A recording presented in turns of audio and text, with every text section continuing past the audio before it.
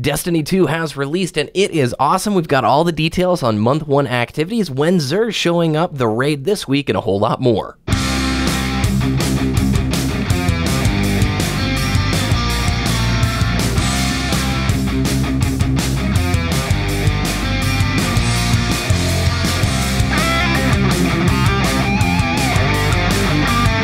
You're listening to Destiny the Show.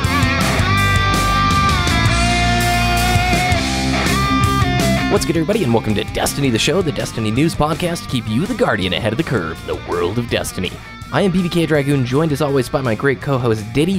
What is up, dude? This was an amazing week, was it not? Oof. Oh my goodness. Things to do, things to play, aliens to shoot, Guardians to have fun with, you know?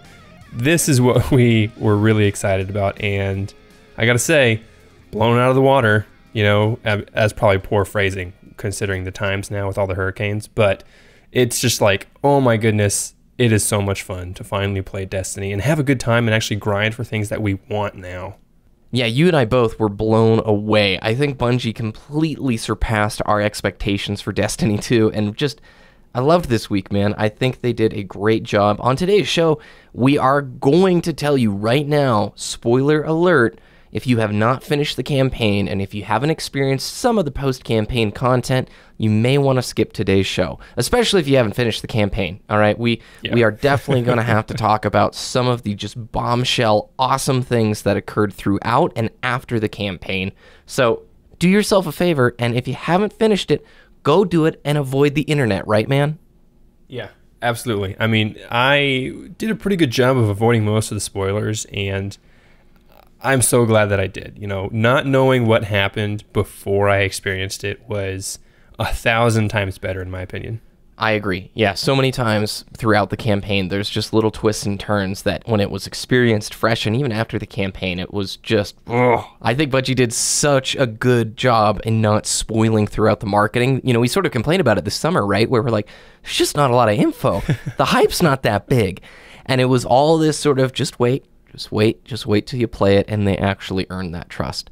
So on today's show, we are going to talk about our impressions of the game after 1 week of play, but first we're going to talk about the first month, the roadmap, when Nightfall Guided Games is going to begin, the raid, trials, when Xur is coming back, information about the new faction rally event, and what's coming down the pipeline in October. We'll touch on the shader controversy, we'll hit on some of the matchmaking issues that the Xbox One players are having, and then we'll dive deeper into our discussion of our feedback. So all that and more coming up.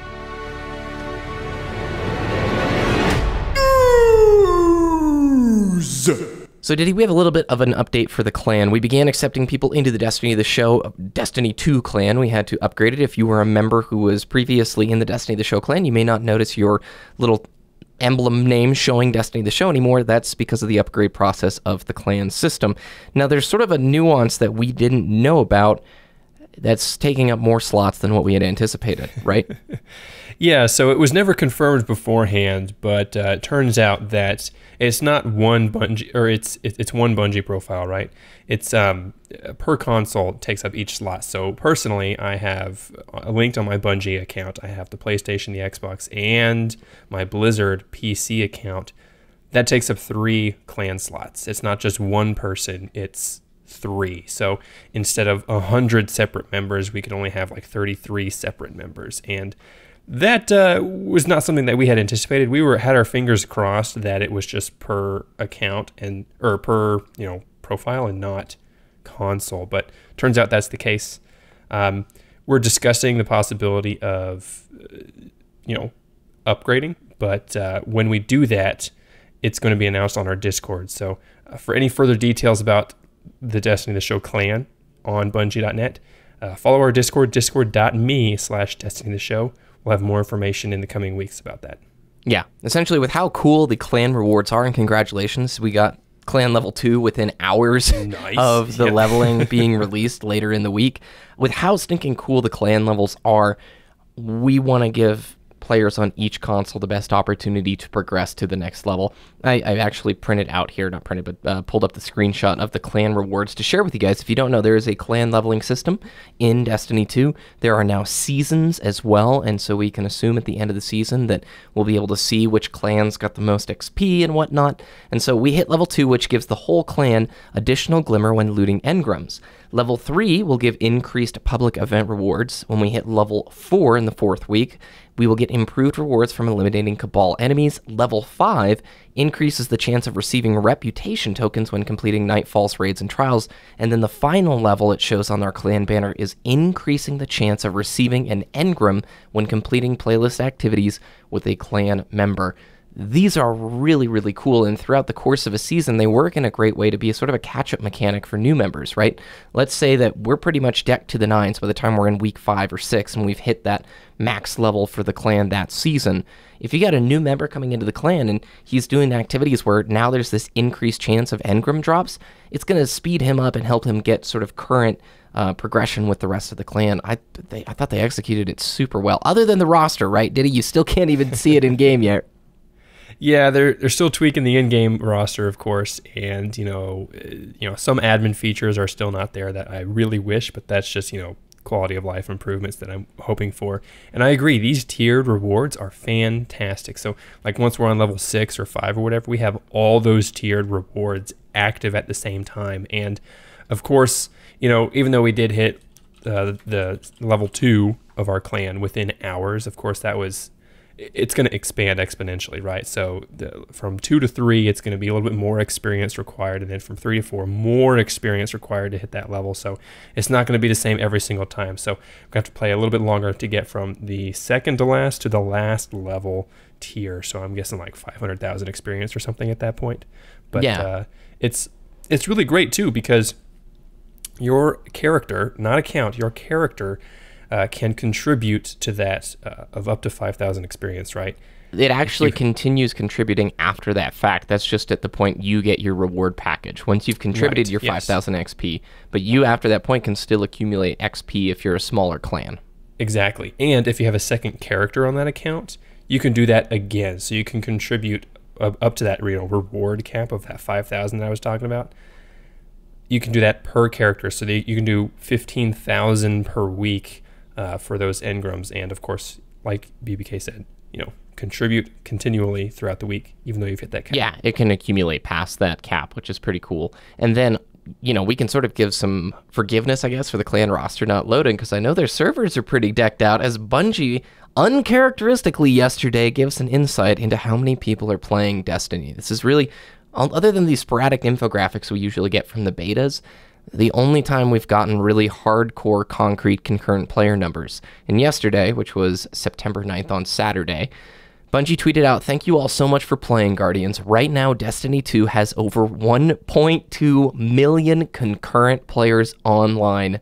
We'll see you in the wild." Wow. That's a lot of people. Yeah, so the first weekend of the Destiny 2 console launch, over 1 million people concurrent at the same time, playing at that exact moment, over 1.2 million players. That's impressive, right? Any game that reaches over 1 million concurrent is just, that's amazing. Like, we remember seeing that screenshot of Halo 3 back in the day, but that was Halo 3 at its prime, right? And this is just the first week, right? As the success of Destiny 2 continues to grow, I think we can only see that number increasing, especially with the roadmap that we're going to talk about here in just a moment that they've laid out for us. Beautiful segue. So we now, just like the launch of Destiny 1, got our calendar back. When Destiny 1 launched, you guys, if you're long-term listeners of the show, we totally talked about how we loved the calendar of events that they gave us, and they've done the same for Destiny 2. And you can see this over on our website, destinytheshow.com, or you can head to bungie.net. It's in this week's at Bungie, this week at Bungie. And for the month 1 activities, they start showing off that this week's Nightfall, the arms dealer is there, as well as our Flashpoint activity being the European Dead Zone. Next week, so the week that your guys are listening to the show, the Nightfall is going to be the Inverted Spire, and the Nightfall Guided Games beta will begin. And depending on how active the clans are, 30 to 50% of the players will have access to Seeker status, meaning you may be able to solo queue into the Nightfall and find a clan who's willing to guide you through it. Flashpoint is Nessus. And then a little bit later that week, Ditty, what's launching? The Leviathan Raid. Oh, yes. Are you excited? You know what I should have done?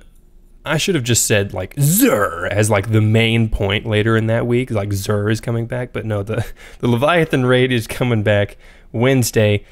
I'm just going to assume that, 10 a.m. Pacific Standard Time is when it's going to hit, because that's Bungie typical, because that's when the time frame that they usually do it. So get your gear raid ready. Yeah, if you had to guess, I think 280 light is my best guess as what the normal raid is going to drop I would probably agree with that. Yep, 280. Yeah. Mm-hmm. So I got to 271. I got a little ways to go before next week. Where'd you land at, too? You're, like, pretty high up there already. Right now, I think I'm in the 250s right now. I've played a lot less than you. Or I guess not a lot, but maybe just a little bit less than you. No, I played a lot on Friday. but it was worth next week, totally worth. I'm not going to rush to hit that grind up to the raid ready, but hopefully I'll be able to raid that first week. That's my goal, so we'll definitely hit that. Yep. And then that Friday, Trials of the 9 launches, and it's going to be on the map Eternity, and the game type is Countdown. And also that Friday, the 15th, so this upcoming Friday, Xur is coming back with a selection of exotics. And this time around, Guardians, you need legendary shards in order to purchase items from Xur. And you can get those legendary shards. How do you get legendary shards? Well, Ditty, I'm glad you asked. You can dismantle either exotics or legendary gear. And I will be honest, at 25-ish hours into my play session, I have about a little over 100 legendary shards. If you are playing consistently, I think they've done a phenomenal job just making every activity worthwhile, full of rewards that are relevant to you. Wouldn't you say they've just nailed that?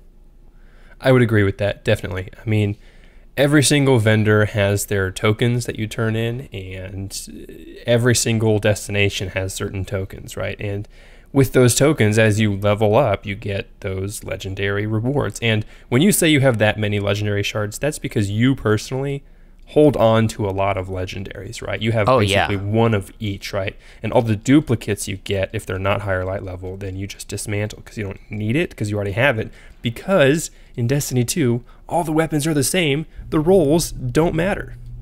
Dude, our new vault is off the scale. The new inventory is off the scale. You can actually organize your inventory, dude, by different factors. You can do, let's organize it by the earliest thing I've gotten. So if it just dropped and you got this big fat inventory going, it's like, I can find that consumable really easy. There's just so many quality of life things we'll talk about in the second half of the show. Let's then move into week 3, Ditty. Where's our Nightfall? Where's our Flashpoint? Week 3, Nightfall is Exodus Crash, and that is with the modifiers Attrition and Time Warp Anomalies. Flashpoint is IO, and that's probably my favorite destination personally. And then that following Friday, of course, we have Trials of the 9 returning, and the game type actually is Survival, and it's on the Altar of Flame. Yes. And of course, Xur with a selection of exotics. So that's week 2 of Xur, so buy the heavy weapon that he sells. We're referring to good old Gallarhorn. Sold very early on. So you don't want to miss out. It's like, why would I want a heavy exotic in my heavy slot? I mean, I've got a primary. I've got the last word. That's the best gun in the game, which at the time it probably was. It's pretty sweet. So I want to point out, server reset remains Tuesday, it looks like here. Yes, I was wrong. Honest, I'll admit it. I was wrong. You and I both sort of speculated Wednesday with the Wednesday release, but I think that was probably to give them a little extra time because Labor Day at the holiday in the U.S. Anyway, second thing I want to mention was Trials of the 9 appears to be just using the competitive game types. We see Countdown and Survival on our calendar here, and those are the competitive game types that you can go and play in the competitive side of the PvP playlists. And I'm excited to try that. I hope that they do bring back a Trials of Osiris game mode, because that was my favorite game mode. Elimination. Yeah, an elimination game mode. And perhaps they will, or maybe I need to just, give Survival the chance that it needs. And I do like Countdown. I think Countdown is a very good evolution of, objective-based play. So yeah, and just as a reminder that the Countdown is where you're on different teams, of course, 4v4. One has to plant the bomb, the other one has to defend or defuse the bombs. And then as you die, you don't get to respawn unless you're revived, I guess. Yeah. And then the survival is your team has a pool of lives that I think it's 10 or 15 or so. Yes. And as those deplete, it turns into elimination at the end of it. So Week 4 is your favorite strike, is it not, Ditty? the Pyramidion, yes, Nightfall. That is, the visuals there, I think, are the best in the game. Like, every single time I was entering a new area in that strike, it was just like, oh my god, this is absolutely amazing. And if you haven't played the Pyramidion, go do that right now because it's the best in the game. The modifiers there are Torrent and the Time Warp 0 Hour. The Flashpoint is on Titan, and the Leviathan Raid Guided Games beta begins. That is awesome. So basically 2 weeks after the raid launches, 2 weeks, well, it's like a week and 6 days. After the raid launches, they're going to be giving Guided Games access to you Seekers. So if you are a clan, you can start being a guide. And if you are a Seeker, depending on how many people they've let into that Seeker beta, we talked about it last week, you will be able to queue for the raid as a solo person, which is like a freaking dream come true as a Destiny player, man. And then the thing I am most excited about, and you and I have to talk on just for a second here, is the faction rally begins. And on the emblem, we see Dead Orbit, New Monarchy, and Future War Cult. They all have a space. And guys, again, if you have not completed the campaign, leave right now. I'm about to spoil something amazing. 3, 2, 1. All of the factions have a space in Tower 2.0. You can go and see in the hangar, Future War Cult, Dead Orbit, and then over by Ikora and Hawthorne are the New Monarchy spot. But they're not there, Ditty. They are not there. So this leads the community to believe something, right? Yeah, that factions are coming back, right? Well, I think there's going to be a live event. I think this is a live event to go and get the faction vendors themselves, either through an adventure or through a quest line or something. And I also think that factions, when you hear faction rally begins, that indicates to me what we've sort of discussed here before, the idea of a faction war, where we have seasons now, and we're in season 1 of the clans. What if you joined New Monarchy and I stick with them throughout whole season 1, they accumulate the stats, and at the end we can see who the best faction is. Yeah, I mean, worldwide, right? Not just, within your clan or whatever. It's like worldwide, New Monarchy got 75% of all of the experience because the New Monarchy is most populated, has the most top tier players, and they get a reward at the end of the season. They get a legendary engram or something. That would be super cool. Yep. Totally. I want to indicate before we move on a small piece of text on the calendar that says, in October, new challenges will continue to arrive, including Iron Banner and new ways to have your prestige tested in the raid. We'll tell you more about what awaits. Yep, so the prestige difficulty for the raid is coming out in October. You can do the prestige difficulty of the Nightfall right now, and it is at 300 power. So, good luck. Yeah, I saw some tweets from various Destiny community members like, man, the prestige being like 10 levels under, it was insane. It took us hours to beat, and that's the level of difficulty I'm looking for. Yes, please, more of that. Yep, getting their butt kicked by that timer, too, if it took them hours, man. Got to reset. We got to move on, and we got to talk about the shader controversy. So, in Destiny 2, shaders are now consumable, but you can apply these shaders to pretty much everything. Your ship, your Sparrow, every piece of gear that you have, the weapons. I love and love and love how awesome some of these shaders look, and being able to apply it to any of my weapons is a straight-up dream come true. But when you and I both first saw that shaders were consumable, it felt like getting hit in the face with a frying pan, Ditty. I was like, no.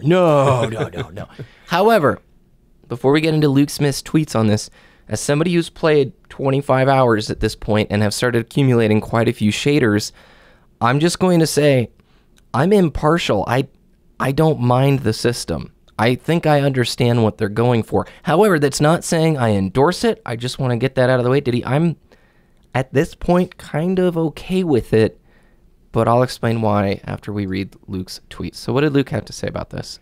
So, of course, Luke went to Twitter to kind of explain himself or discuss the shaders there, and these are all the tweets combined. I think there were 4 of them. He says, and I quote, "Shaders are earned through gameplay, leveling, chests, engrams, vendors. We expect you'll be flush with shaders as you continue to play. When you reach level 20, shaders will drop more often. Vendor rewards, destination play, and... Shaders will drop more often through vendor rewards, destination play, and endgame activities. Shaders are now an ongoing reward for playing. Customization will inspire gameplay. Each planet has unique armor and shader rewards. With Destiny 2, we want statements like, quote, I want to run the raid, trials, or go back to Titan to get more of its shader to be possible. Okay. There you go.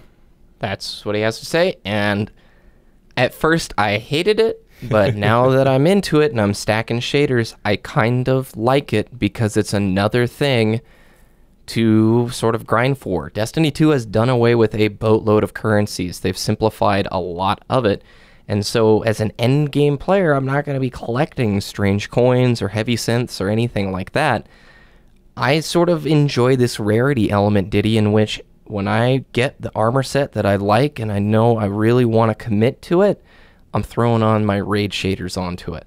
Like it's this more, it adds sort of a sense of, wow, and one extra sense of rarity. Now, I also understand the other side of the coin. People going, hey, but can't you get shaders from Eververse?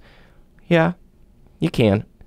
I think what they've done with Eververse, though, is like straight up sweet, dude. You want to explain how the new like level up works once you're post 20? Yeah, so Eververse rewards bright engrams every time you level up after you hit level 20. And when you hit level 20, you get 3 or so bright engrams from Eververse as kind of a reward. It kind of introduces you to that system. Now, these bright engrams, you can inspect them to see what their rewards are, and you can get armor, you can get shaders, you can get ships, you can get emotes, those kinds of things inside those bright engrams. And you keep getting them, right? You can buy them as well, but you can earn them as well. Yes, so 25 hours in, I think I've probably earned 6 or 7 of them at this point. And it feels really stinking good because any activity you do in Destiny now allows you a chance to earn the Eververse items. And that's so different than the way the chests worked, the loot boxes worked in Destiny 1. Yeah, agreed. And, you know, when you hit level 20, I think you get this consumable that quadruples your experience games for you and your fire team.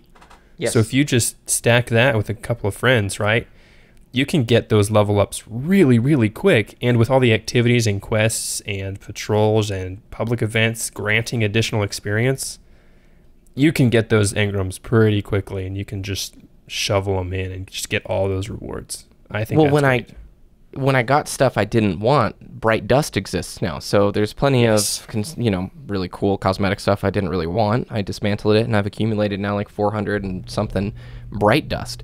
And Ditty, like you said, you can actually purchase those little fire team boosters for, please don't quote me, I think 100, maybe 50, I can't remember. But it's not like a crazy cost. So you can actually, there are ways that you can accumulate more. I don't think they stack. Like if you have 3 fire team members with that active, I think it just is only one. Yeah, I meant stack as in one activates, and then the second one activates after it's completed. And it's, there you go. Just making sure before we got that tweet, you know what I'm saying. iTunes review. Yeah.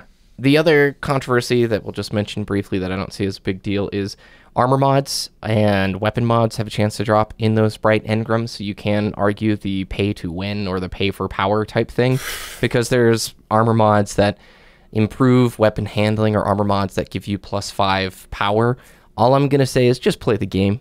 Seriously, by the time you are like light level 260, 265, I think you will have accumulated enough mods and see how easy it is to accumulate that if you just play the game, you have no need to worry about somebody who spent a boatload of money being uber OP and you're never going to be able to compete with them at all. I don't even think it's an issue, man. And it's not like a consumable that automatically gives you golden gun for half the match. It's not that overpowered, right? I mean, with however many games that I've played right now, I haven't even touched mods like that, the +5 or whatever it is.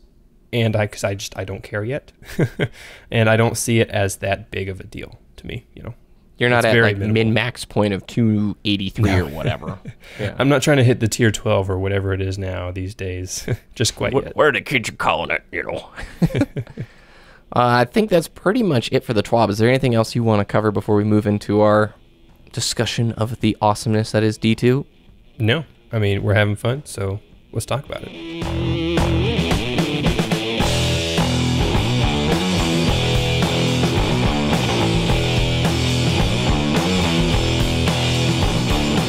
So our impressions of Destiny 2, Ditty.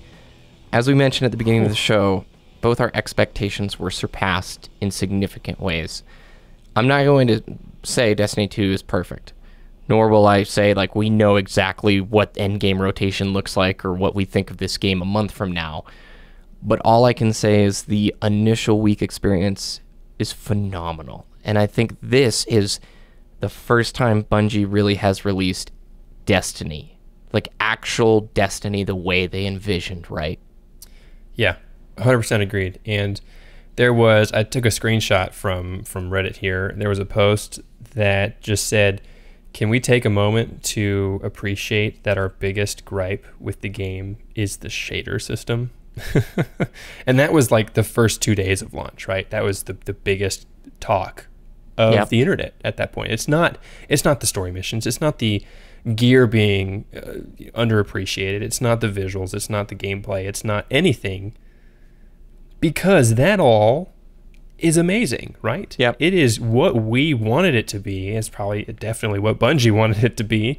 And there's just this sense of relief and appreciation and passion again to go home, fire up the console, and shoot some aliens in the face and get awesome gear for it. That was missing for a very long time for me from Destiny. And now that it's back, like, I was talking to you at work, like 1 p.m., 2 p.m. I'm like, oh my God, I only have 3 more hours until I can go play more Destiny. Yep. And I live fairly close to work, so every lunch break I would go home, play for 20 minutes, and then go back, because I'm addicted again. And I love that feeling.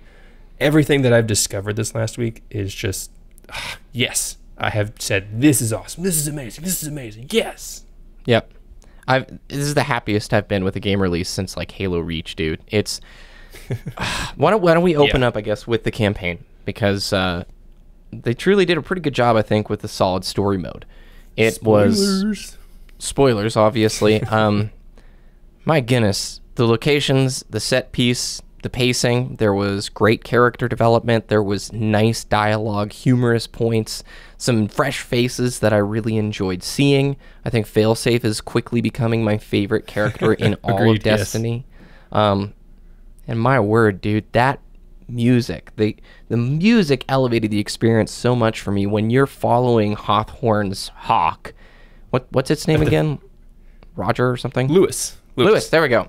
When you're following Lewis and you're all burned to a crisp and you're going through this incredibly gorgeous landscape and it's just this somber music, it really created like a very emotional moment as a Destiny player. It was just a moment or an era of despair. And when the ghost very crippledly said, I can't revive you here.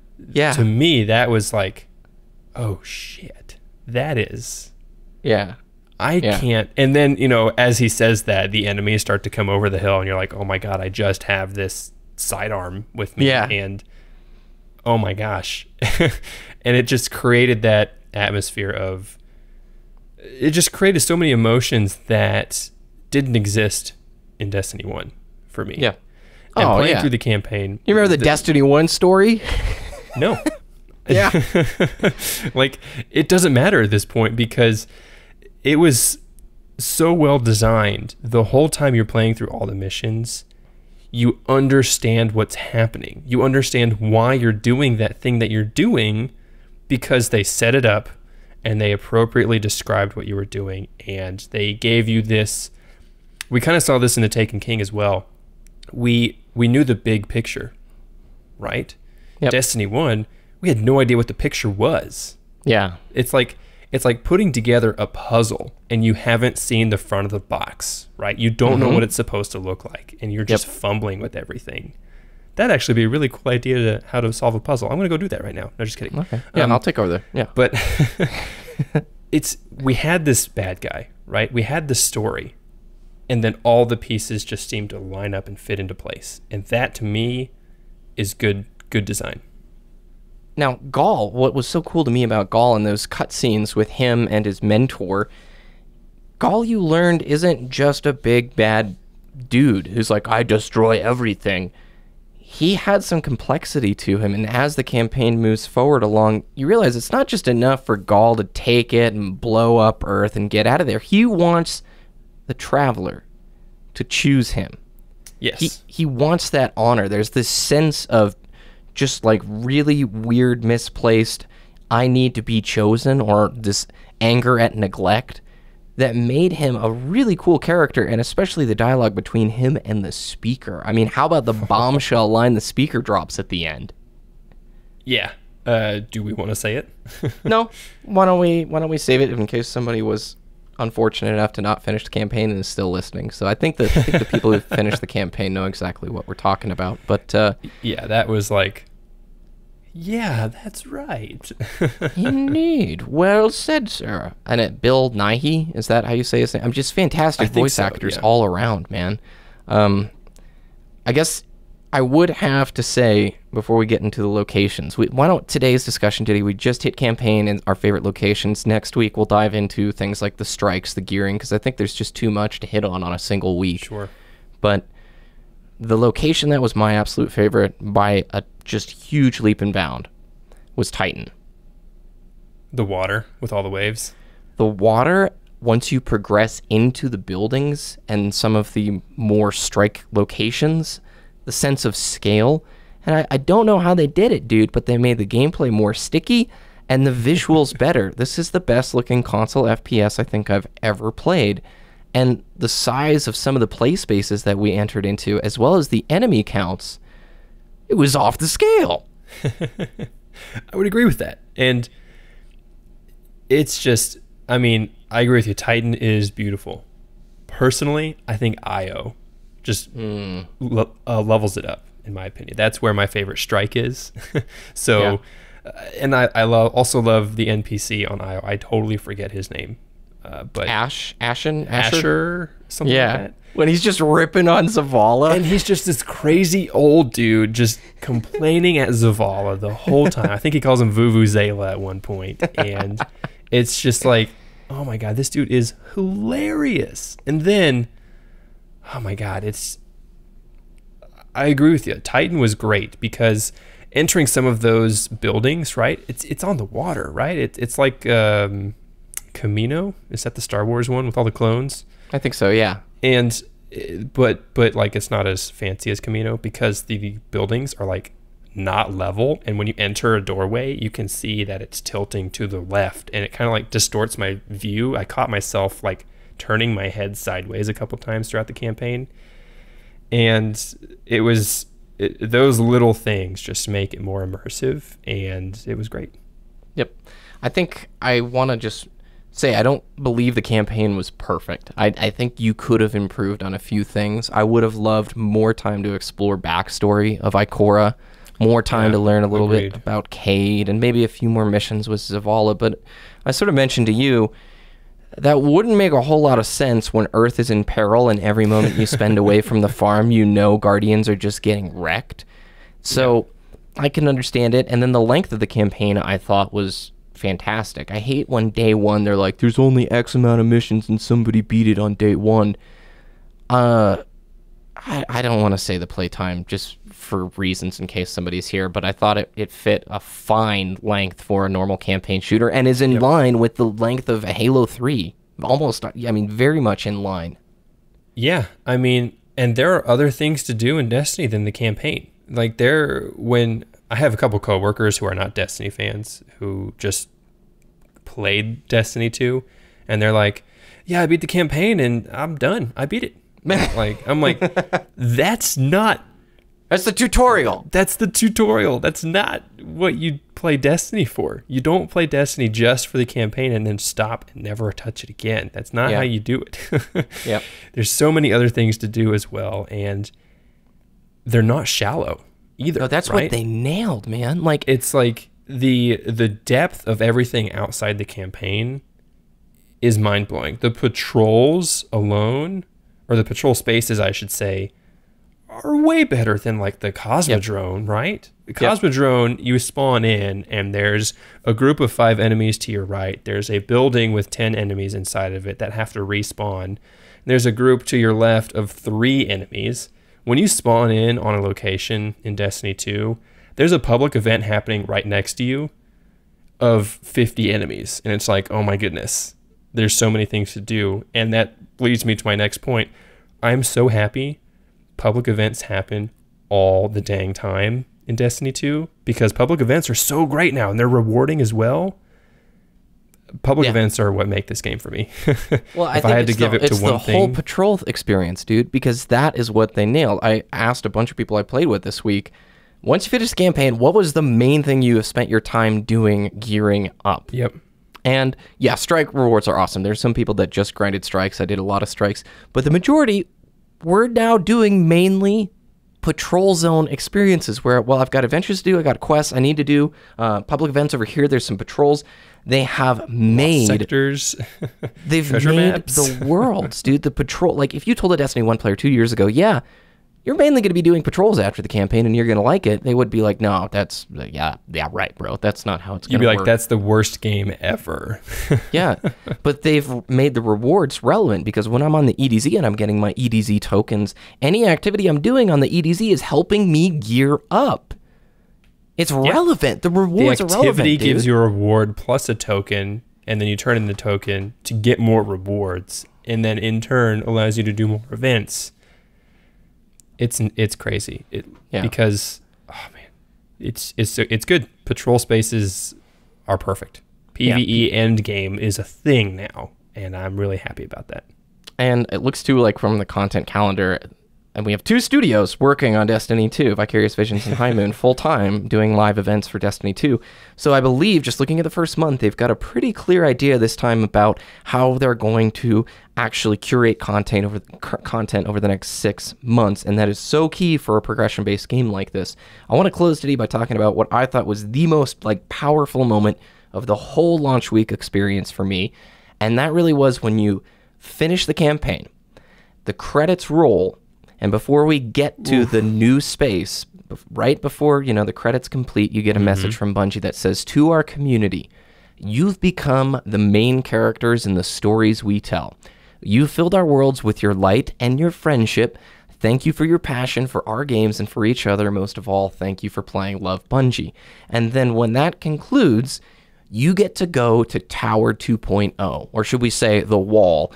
But it is a new tower next to the Broken Tower, and it's an entire social space that they kept completely secret to everybody. It's big. There are a ton of Easter eggs. All your vendors are there. The music is outrageously good. It's just so heroic and touching. And what hit me was, this isn't just a new space, right? I don't know why it was so just emotionally wow, other than the tower was kind of like the bar from Cheers. It wasn't just a place in a video game. It was a hangout where come Friday night, we got the crew together and we raided, and then we all went back and we decrypted our rewards, we got our shaders, rinse, repeat for 3 years. And so having that new hangout in tandem with what Bungie said, where really it's a place where memories were made. Destiny 1, we made a lot of those memories. Do you kind of get what I'm hitting at?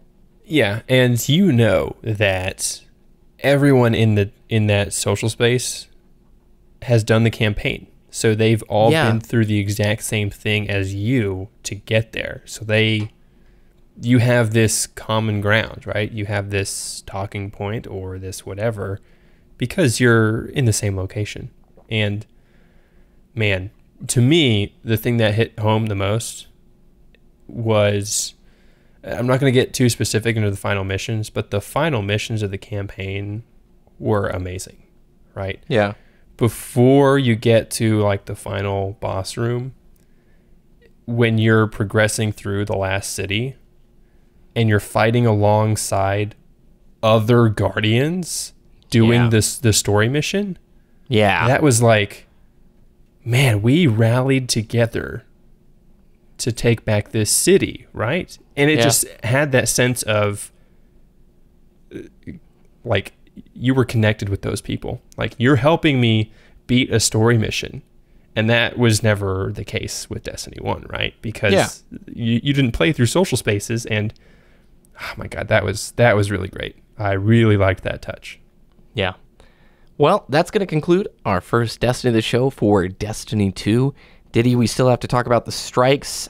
We need to invest a little bit more time in PvP. I've probably played like 5 to 10 matches right now. Maybe like 7. Because there's so much other stuff to do, right? Yeah, it's crazy. Like, I'm just very happy. So we'd love to hear from our listeners. What did you all think about this week of Destiny 2? What do you think about the release? Tweet at Destiny the Show with your feedback, and we may read some of that on the show next week. Again, head to our Discord at discord.me/Destiny the Show to join the conversation with us and also to hear about our upcoming clan announcements. Ditty, where can people find your content? Twitter.com/Ditty, DTS, DITTY, DTS, and YouTube.com/Wooshness, WOOOSHNESS. You can follow us at Destiny the Show, like I said, or all the links from today and more on our website, destinytheshow.com. You can follow me at BBKDRAGOON on both YouTube and Twitter. And Ditty, I kind of have to echo the sentiments that the end credit roll for the game did, and just extend a huge thank you to this community. Just like Destiny 1 was able to help us build memories and friendships, so has this podcast. I mean, we've met so many people and gotten to raid and trials and strike over the years with such a diverse group of folks, all because of this show and the listeners who support the program. So I just want to say thank you all so much, and enjoy Destiny 2's second week. Good luck in the Leviathan.